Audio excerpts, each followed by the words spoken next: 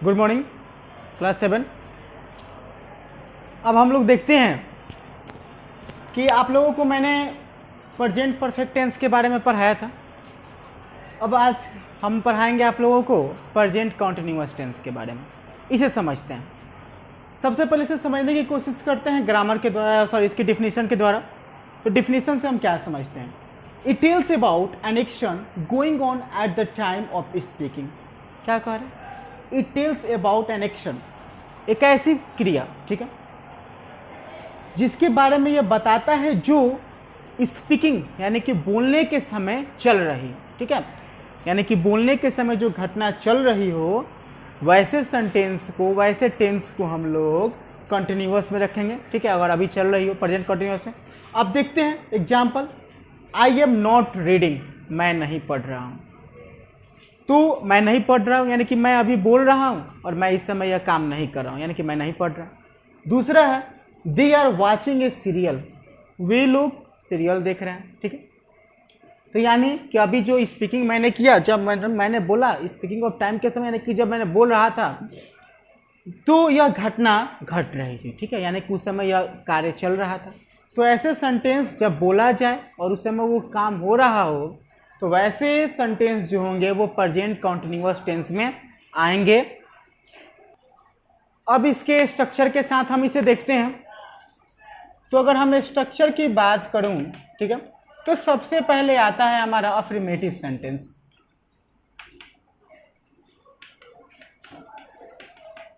Affirmative sentence की अगर structure की मैं बात करूं तो इसका स्ट्रक्चर क्या होगा? Subject plus is am are plus V4 plus object कहें या कंप्लीमेंट कहें, ठीक है, ये स्ट्रक्चर होगा। अब थोड़ा सा हम यूज के बारे में समझते हैं कि इज, एम और आर का यूज कहाँ होगा। इज का जो यूज होगा वो थर्ड पर्सन में जो सिंगुलर होंगे, ठीक है, उनके साथ होगा, ठीक है। एम का कहाँ यूज होगा? फर्स्ट पर्सन में जो आई होता है ना सिंगुलर, उसके साथ यूज होगा। और आर का जो यूज होगा वो सेकंड पर्सन और बाकी जो प्लूरल हैं थर्ड फॉर्म के, उसके साथ इसका हम लोग यूज करेंगे। यानी कि आई के साथ एम होगा, ही के साथ इज, सी के साथ इज, इट के साथ इज, या सिंगुलर जैसे कि नाम उम हो गया उसके साथ हम लोग इज का यूज करेंगे। अगर आर की बात करें, सिंगुलर नाम रहेगा तो अगर आर की बात करें तो यू के साथ, वी के साथ, दे के साथ, और प्लूरल अगर नाउन होंगे तो उसके साथ हम लोग आर्टिकल आर का हम लोग यूज करेंगे, ठीक है। ये था अफर्मेटिव सेंटेंस का स्ट्रक्चर। अब देखते हैं नेगेटिव सेंटेंस का स्ट्रक्चर। इसका नेगेटिव में क्या हो जाएगा? Subject plus is am are plus not plus V4 plus object, ये स्ट्रक्चर चलेगा। यानी कि इज एम आर के पास हम लोग क्या यूज करेंगे? नॉट हम लोग यूज करेंगे, ठीक है। अब अगर इसके आगे देखते हैं, इंट्रोगेटिव सेंटेंस की बात करते हैं। इसमें क्या,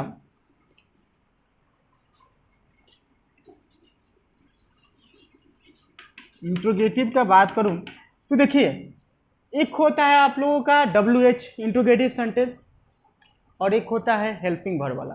तो हेल्पिंग वर्ब वाला देखते हैं। तो हेल्पिंग वर्ब जो होगा शुरू में हम लोग क्या यूज करेंगे? Is, am, are plus subject plus, अगर नेगेटिव रहता तो नॉट, नहीं तो V4 प्लस ऑब्जेक्ट यूज कर लेते। तो अगर ऐसे है तो सब्जेक्ट के हिसाब से हम लोग इसमें का ये जो है ना वो यूज करेंगे। अगर आपका सिंगुलर सब्जेक्ट थर्ड पर्सन रहे तो आप इज यूज कीजिएगा, अगर सिंगुलर नाउन हो तो भी आप इज यूज करेंगे। अगर सब्जेक्ट के रूप में रहे, अगर प्लूरल रहेगा तो आर यूज कीजिएगा और आई रहेगा तो एम यूज करेंगे हम लोग, ठीक है। अब देखते हैं प्रेजेंट परफेक्ट टेंस के बारे में समझने की कोशिश करते हैं। डिफिनीशन देखते हैं। It tells about an action that began in the past time and was completed at the present time. क्या कहना चाह रहा है? It tells about an action that began in the past. क्या कह रहा है कि कोई एक्शन कब शुरू हुआ हो? पास्ट में, यानी कि जो समय बीत गया हो उस समय शुरू हुआ हो। एंड वाज कंप्लीटेड, और पूरा कब हो? एट द प्रेजेंट टाइम, और पूरा कब हो? Present time. फिर से बात को समझते हैं कि कोई एक्शन शुरू कब हुआ हो, पास्ट टाइम में शुरू हुआ हो, और कंप्लीट कब हो, प्रेजेंट टाइम में कंप्लीट हो। तो ऐसे जो सेंटेंस होंगे उसको हम लोग रखेंगे प्रेजेंट परफेक्ट टेंस। एग्जाम्पल से समझने की कोशिश करते हैं। सी हैज गोन टू पटना, वह पटना गया है, वह पटना गई है। अब मान लीजिए कि घर से निकलते तो पटना नहीं चली गई, 3-4 घंटा पहले निकल गए। मान लो कि छपरा से ही जाना तो 6-7 घंटा पहले जाना होगा, क्योंकि इससे पहले आप पहुंच नहीं सकते हैं। यानी कि काम कब चालू हुआ, पास्ट में, और पहुंची कब, प्रेजेंट में। ठीक है, यानी कि काम कोई पास्ट में चालू हो जाए और कंप्लीट कब हो, प्रेजेंट में।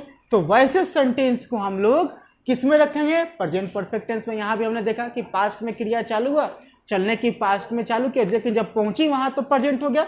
और क्रिया कब चालू हुआ था, पास्ट में, लेकिन जब यहाँ से निकली तो उस समय प्रेजेंट था, और वहां पहुंचना फ्यूचर था, लेकिन पहुंच गई तो बदल गया। अब देखते हैं दूसरा sentence, he has come to meet me, वह मुझसे मिलने आया। अब बताइए कि सपोज डैट कीजिए कि वो घर से निकला होगा तो सीधे मेरे घर नहीं ना, वो घर से कुछ देर पहले निकला होगा और मेरे घर पहुंचा होगा। तो मेरे घर जब पहुंचा तो प्रेजेंट हो गया, लेकिन जब अपने घर से निकला तो उस समय वो अपने घर में प्रेजेंट था, लेकिन मेरे घर आते आते जब वो अपने घर से निकला तो उस समय का टाइम क्या हो गया, पास्ट में हो गया। यानी कि यहाँ भी वर्क का जो स्टार्टिंग पॉइंट था वो बता रहा है कि पास्ट में चालू हुआ, लेकिन कंप्लीट कब हुआ, प्रेजेंट में। तो ऐसे सेंटेंस अगर आएंगे तो आप उन्हें प्रेजेंट परफेक्ट टेंस में लिखिएगा। ठीक है, इसका जो स्ट्रक्चर है वो कल मैं बताऊंगा। ठीक है, आप लोग ऐसे कुछ सेंटेंस को रिवाइज कीजिए, प्रैक्टिस कीजिए, और हो सके तो स्कूल में कॉपी सेंड करवा के अपने पेरेंट्स से चेक करवा सकते हैं। ठीक है, thank you. Hi students, class 7 के बच्चे ध्यान देंगे। क्लास 7 एसएसटी में हम लोग सिविक्स चैप्टर पढ़ रहे थे। सिविक्स चैप्टर में हम लोगों ने जाना था स्टेट गवर्नमेंट द लेजिस्लेचर के बारे में पढ़ रहे थे। State government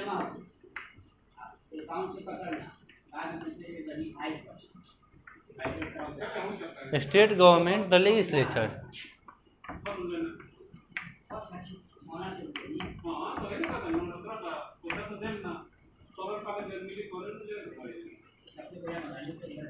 state government the legislature में हम लोगों ने जाना था कि हमारा देश जो है डेमोक्रेटिक कंट्री है, और डेमोक्रेटिक कंट्री में गवर्नमेंट के कार्य करने के मुख्य 3 अंग है। उन तीनों अंगों में से लेजिस्लेचर, एग्जीक्यूटिव एंड जुडिशियरी, इन तीनों के बारे में जाने थे कि एग्जीक्यूटिव विधानमंडल, कार्यपालिका और न्यायपालिका, यही तीनों मिलकर के हमारे पूरे गवर्नमेंट के सभी कार्यों को पूरा करते हैं, तीनों अंग मिलकर के। इसमें हम लोगों ने पढ़ा था पहला लेजिस्लेटिव के बारे में, लेजिस्लेचर क्या होता है। तो लेजिस्लेचर क्या होता है इसके बारे में जाने थे। लेजिस्लेचर में कितने हाउसेज होते हैं, उन हाउसेज को क्या कहा जाता है। तो लेजिस्लेचर में मुख्य कुछ निश्चित राज्यों में 2 सदन होते हैं, जिसको एक यूनिकैमरल और बाईकैमरल के नाम से जाना जाता है। एक सदनीय और द्विसदनीय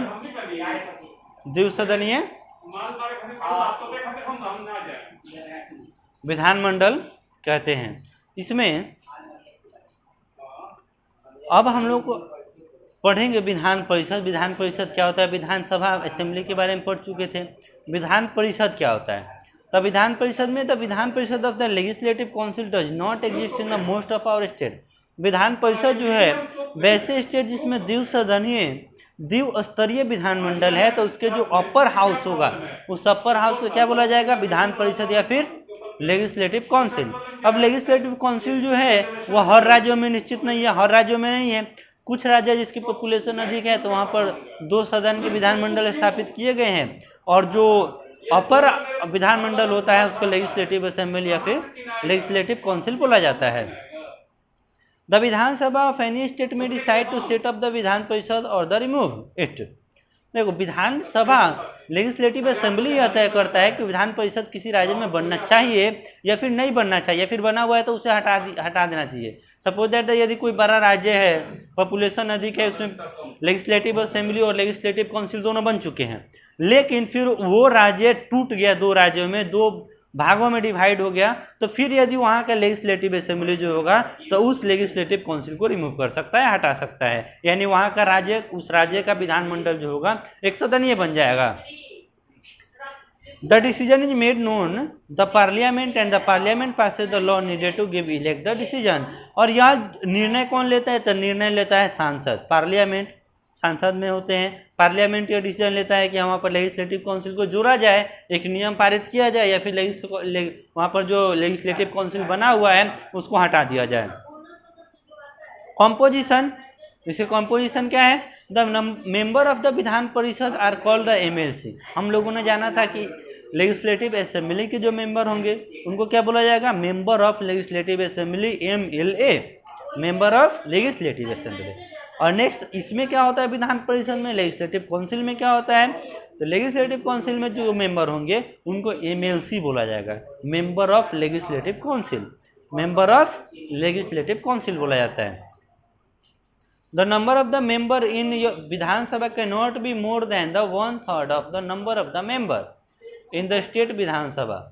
विधानसभा में 1/3 से अधिक मेंबर नहीं रह सकते हैं, नहीं रहते हैं। विधानसभा में जितने भी मेंबर होंगे उसके 1/3 मेंबर कहाँ पे होंगे? विधान परिषद में होंगे। और unlike the MLAs are not elected directly by the people. MLC के जो चुनाव होता है, जो इलेक्ट किए जाते हैं, तो एमएलसी का चुनाव डायरेक्ट पीपल के द्वारा नहीं होता है। अब एमएलए के चुनाव, लेजिस्लेटिव असेंबली के जो मेंबर बनेंगे उनके चुनाव जो होगा वो डायरेक्टली होंगे, डायरेक्ट पीपल जा करके वहाँ मतदान करेंगे और अपने एमएलए को चुनेंगे वहाँ पे। लेकिन एमएलसी जो होते हैं, एमएलसी के मेंबर डायरेक्ट पीपल के द्वारा नहीं चुने जाते हैं, वो लेजिस्लेटिव असेंबली के माध्यम से ही चुने जाते हैं। और लेजिस्लेटिव असेंबली के माध्यम से जो चुने जाते हैं तो उसके कुछ हिस्से बांटे गए हैं कि कैसे कैसे पर्सन को उसमें शामिल किया जाएगा, किन किन को उनका मेंबर बनाया जाएगा। तो उनमें 1/3 of them are the elected by the MLA of the state. यदि किसी राज्य के लेजिस्लेटिव असेंबली में जो मेंबर हैं उसी मेंबर में से 1/3 पार्ट एमएलसी के पार्ट बनेंगे। 1/3 पार्ट किसके पार्ट बनेंगे? एमएलसी के पार्ट बनेंगे। Next 1/3 are elected by the member of the local government body such as the municipalities and the district board. या और कुछ उसके 1/3 पार्ट जो बनेंगे वह उस एरिया के लोकल बॉडीज में, जैसे कि मान लीजिए म्यूनिसिपैलिटी, नगर पालिका के कोई मेंबर हो गए, अच्छे काम कर रहे हैं, या फिर डिस्ट्रिक्ट बोर्ड के कोई मेंबर है जो सामाजिक काम कर रहे हैं, अच्छे काम कर रहे हैं, तो उनको एमएलसी के फॉर्म में 1/3 पार्ट में रख दिया जाएगा। Next 1/12 are elected by the university graduate living in the state. 1/12 part जो होते हैं, यानी 12 में से 1% जो होंगे वो उस राज्य में यदि कोई ग्रेजुएट पर्सन है और जो सामाजिक कार्यों को करते हैं वैसे पर्सन को एमएलसी का मेंबर बना के रख दिया जाता है। 1/12 are elected by the teacher of the secondary school, college and the university. 1/12 part यदि कोई टीचर सेकेंडरी स्कूल में है, कॉलेजेज में है या फिर यूनिवर्सिटी में है तो उसके पार्ट वे बन सकते हैं। The remaining 1/6 are nominated by the governor of the state from the distinguished artist, author, social worker etc। और 1/6 पार्ट जो होते हैं गवर्नर डायरेक्ट किसी को चुन सकता है। किसी को मीन किसको चुन सकता है?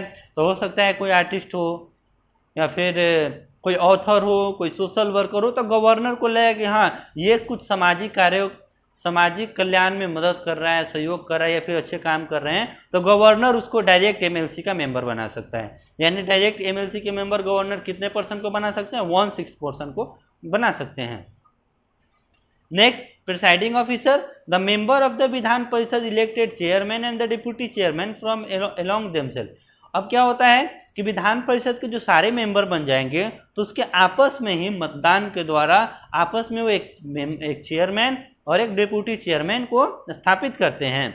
The chairman is the presiding officer of the house. और वहाँ की सारी देखभाल, देख रेख जो भी काम होंगे उस एमएलसी या फिर लेजिस्लेटिव काउंसिल के काम जो करने होंगे वो वहाँ के चेयरमैन करेंगे।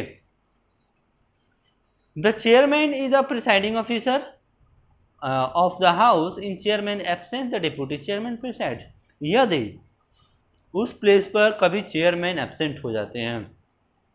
तो जब चेयरमैन एब्सेंट हो जाएंगे तो उस जगह पर वहाँ के जो डिप्टी चेयरमैन होंगे वे उस कार्य को संभालेंगे, अपनी उस कार्य को करेंगे। फंक्शनिंग ऑफ द लेजिस्लेचर का काम क्या होता है? तो देखिए लेजिस्लेचर का काम क्या होता है। सबसे पहला काम, मुख्य उद्देश्य है लॉ बनाना या फिर संशोधन करना। लेजिस्लेटिव असेंबली का काम क्या होगा? लॉ बनाना या फिर उनमें संशोधन करना, बदलाव करना या फिर किसी लॉ को रिमूव करना। ये काम जो होंगे वे लेजिस्लेटिव असेंबली में किए जाते हैं। ये state legislature makes a law that apply only the state concern. राज्य के कंसर्न पे, वहाँ के एमएलए के जितने भी मेंबर होंगे उनके कंसर्न पे किसी भी लॉ को बनाया जाएगा। And these are law on the subject that have on the dealt with according to the special need to the state concern. यदि लगता है कि राज्य में कुछ बदलाव करने की जरूरत है, किसी नियम को लाने की जरूरत है जो यहाँ के लिए कल्याणकारी होगा या फिर उस राज्य के लिए कल्याणकारी होगा, तो उसको एक नियम के रूप में बनाया जाएगा। And this subject including agriculture,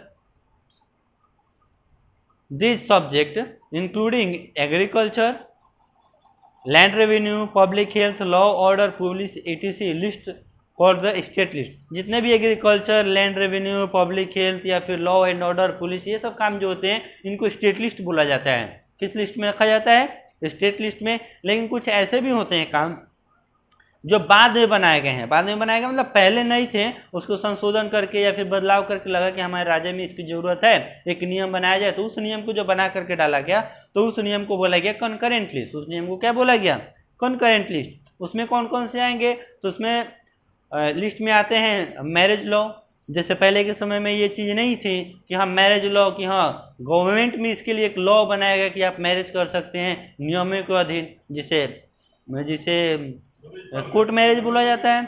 या फिर डाइवोर्स सिस्टम, डाइवोर्स पहले नहीं थे, डाइवोर्स को भी एक लॉ में जोड़ दिया कि हाँ यदि कोई दंपति हैं और वे आपस में नहीं रहना चाहते हैं, मैरिज के कुछ सालों बाद वे अलग होना चाहते हैं या फिर नहीं बन रही है, तो उसको एक नियम बना दिया गया, लॉ बना दिया गया है डाइवोर्स लॉ। या फिर एजुकेशन में हमेशा देखते हैं साधारणतः बदलाव किए जाते हैं। एजुकेशन को, इलेक्ट्रिसिटी के अलग नियम है, फैक्ट्रीज के अलग नियम है। तो ये जो लॉ होंगे, ऐसे लॉ को कॉन्करेंट लिस्ट में रखा जाता है। ऐसे लॉ को किस में रखा जाता है? कॉन्करेंट लिस्ट में रखा जाता है। तो ये था हम लोग का लेजिस्लेटर का फंक्शन। और इसके बाद हम लोग थोड़ा सा और है लेजिस्लेचर के फंक्शन में, इसको हम लोग नेक्स्ट क्लास में पढ़ेंगे। तब तक बाकी जो अभी पढ़ाया हुआ है इसको नोट्स तैयार कर लेंगे और तैयार करने के बाद याद कर लेंगे। Thank you. Good morning student. आज क्लास 7th को लेसन 13 का ऑब्जेक्टिव क्वेश्चन बता रही हूँ। आप लोग देख लें, किताब निकाल लें। पेज नंबर आप लोग का है 69। लेसन 13 में है रसखान के सवैये। तो इसमें ऑब्जेक्टिव क्वेश्चन जो है, पहला क्वेश्चन है कि रसखान के सवैयों में किसका गुणगान किया गया है? तो इसका आंसर होगा श्री कृष्ण का। पक्षी के रूप में, दूसरा क्वेश्चन में पक्षी के रूप में जन्म लेने पर कवि कहाँ रहना चाहते हैं? तो इसका आंसर है कदम के पेड़ पर। और तीसरा है रसखान अपनी आँखों से क्या देखने की इच्छा रखते हैं? तो श्री कृष्ण की छवि को। और चौथा क्वेश्चन है कि मटकी भर छाछ के लिए भी कवि को कौन नाच नचाती है? तो ग्वालिन। तो ये हो गया आपका मौखिक क्वेश्चन था। अब है आपका एमसीक्यू में क्वेश्चन है क में। पहला क्वेश्चन है कि रसखान मनुष्य के रूप में पुनः जन्म लेने पर कहाँ रहने की इच्छा रखते हैं? तो ऑप्शन आपका 1 में वृंदावन है, 2 में मथुरा है और 3 में गोकुल है। तो आपका ऑप्शन नंबर 3 सही है। क्वेश्चन नंबर 2 में है कि रसखान किस पर्वत के पत्थर के रूप में जन्म लेने की इच्छा रखते हैं? तो पहला ऑप्शन है गोवर्धन, दूसरा है अरावली और तीसरा है हिमाचल। तो आपका पहला जो है वो ऑप्शन सही है। फिर 3 नंबर क्वेश्चन में रसखान श्री कृष्ण की प्रेम रूपी लकुटी और कमरिया पर क्या न्यौछावर करने को तैयार हैं? तो आपका आंसर होगा अपना संपूर्ण सुख वैभव, दूसरा ऑप्शन है अपना जीवन और तीसरा ऑप्शन है अपना धन और घर। तो आपका जो है फर्स्ट नंबर का ऑप्शन जो है वो सही है। फिर इसमें है आपका क्वेश्चन नंबर 4 में कि नारद, सुखदेव और महर्षि वेद व्यास भी किसके विषय में नहीं जान पाते हैं? तो आपका ऑप्शन नंबर 1 है विष्णु जी, श्री कृष्ण जी और तीसरा है श्री राम। तो इसमें आपका श्री कृष्ण होगा। ख में है भाव स्पष्ट करने के लिए। तो भाव स्पष्ट करना है कि पाहन हो तो वही गिरि को, जो धरियो कर छत्र पुरंदर धारण। तो इस पंक्ति का भाव यह है कि यदि मुझे कवि कह रहे हैं कि यदि मुझे जन्म ही देना हो तो उस पत्थर में जन्म देना जिस पत्थर को श्री कृष्ण अपनी उंगली पर धारण किए थे, अर्थात गोवर्धन पर्वत पर मेरा जन्म देना। अब इसके बाद है कि निम्न गौण क्वेश्चन कह रहा है कि निम्न सवैयों को पढ़कर संबंधित प्रश्नों के उत्तर दीजिए। यानी यहाँ कविता की कुछ पंक्ति दी गई है, उसको पढ़ना है और उसी से क्वेश्चन दिया गया है, उसको बनाना है। तो आपका पोएम है कि आठों सिद्धि नवों निधि को सुख, नंद की गाय चराई बिसारो, इन आखिन सौ रस खानी कबो, ब्रज के बन बाग तराग निहारो। कोटिक हूँ कलधौंत के धाम, करील की कुंजन ऊपर वारो। ये आपका 2, 4, 6 लाइन की जो पंक्ति है, इस पंक्ति में 2 क्वेश्चन दिया गया है। पहला है कि रसखान नंद बाबा की गाय चराने के लिए सभी सुख क्यों त्याग देने की इच्छा रखते हैं? तो इसका आपका आंसर हो गया कि श्री कृष्ण की भक्ति के कारण वो सब सुखों को त्याग देना चाहते हैं। इसके बाद 2 नंबर क्वेश्चन में है कि रसखान ब्रज के वन, उपवन और सरोवर क्यों निहारना चाहते हैं? तो इसका आंसर होगा कि ताकि श्री कृष्ण का दर्शन कर सके। तो श्री कृष्ण के दर्शन के लिए आप लोग इसका आंसर लिखिएगा। अब इसके बाद आप लोग में ये व्याकरण से क्वेश्चन है कि क में कह रहा है कि निम्नलिखित शब्दों के 2-2 पर्यायवाची शब्द लिखना है। जैसे गाय है तो गाय का धेनु गौ माता, निधि, निधि मीन्स खजाना भंडार, वन, वन मीन्स बाग और बगीचा, घर, घर मीन्स गृह और सदन, कृष्ण, गोपाल और कन्हैया। इसके बाद कह रहा है कि निम्नलिखित शब्दों के मानक हिंदी रूप लिखिए। यानी इस कोटिक का मीनिंग बताना है। तो कोटिक मीन्स होता है करोड़ों, कामरिया मीन्स होता है कंबल, पशु मीन्स जानवर, मानुष मीन्स मनुष्य, पाहन मीन्स पत्थर और लकटी मीन्स लाठी और छड़ी। इसके बाद निम्नलिखित शब्दों का ये वर्ण विच्छेद कर देना है।